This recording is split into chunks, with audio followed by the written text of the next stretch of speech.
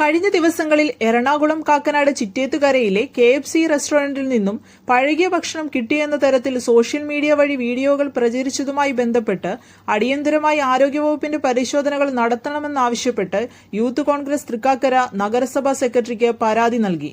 പരിശോധനയിൽ പഴകിയ ഭക്ഷണപദാർത്ഥങ്ങൾ പിടിക്കപ്പെട്ടാൽ പിഴയിൽ ഒതുക്കാതെ ലൈസൻസ് റദ്ദാക്കാനുള്ള നടപടികൾ സ്വീകരിക്കേണ്ടതും അത് തൃക്കാക്കര മുനിസിപ്പാലിറ്റിയുടെ സോഷ്യൽ മീഡിയ വഴി ജനങ്ങളെ അറിയിക്കുകയും ചെയ്യണമെന്നും ആരോഗ്യവകുപ്പിന്റെ പരിശോധന KFCയിൽ മാത്രം ഒതുക്കാതെ മറ്റ് കോർപ്പറേറ്റ് ബ്രാൻഡുകളിലുള്ള റെസ്റ്റോറന്റുകളിലേക്കും പരിശോധനകൾ വ്യാപിപ്പിക്കണമെന്നും യൂത്ത് കോൺഗ്രസ് പരാതിയിൽ ഉന്നയിച്ചു.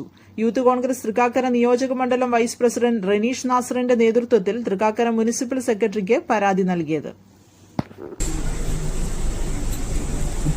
അരമണിക്കൂറായിട്ടുള്ളൂ കേട്ടോ മേടിച്ചിട്ട്.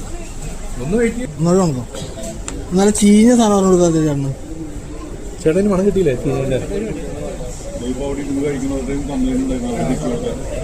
ചേട്ടത് പക്ക ചേട്ടൻ മണത്ത് നോക്കിയില്ല. പുഴുവാണ്, പുഴു. പിള്ളേർക്ക് കൊടുക്കാൻ വേണ്ടി മേടിച്ചാ.